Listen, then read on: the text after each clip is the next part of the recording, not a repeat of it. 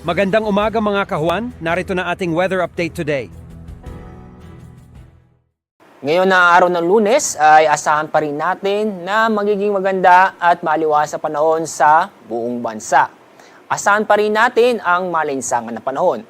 Pero may tsansa pa rin po ng mga isolated na mga pag-ulan dahil sa thunderstorm, lalo na po sa bandang silangang bahagi ng ating bansa.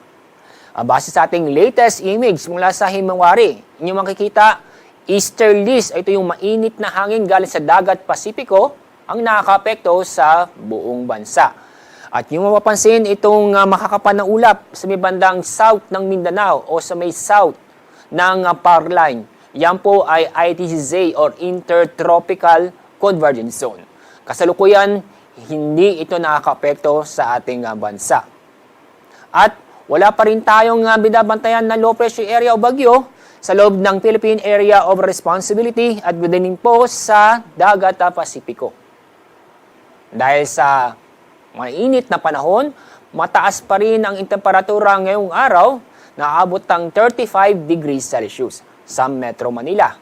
Mas mataas naman na 38 degrees Celsius sa Tuguegarao City. Sa Lawag, aabot po ng 34 degrees Celsius. Sa Baguio, 27 degrees Celsius.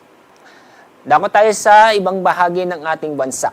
Inyo makikita, sa Calayan Islands, aabot po ng 35 degrees Celsius. Puerto Princesa, nasa 34 degrees Celsius.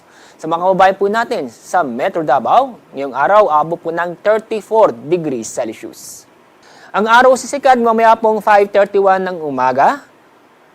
Ang araw libog naman sa ganap na 6:14 ng hapon.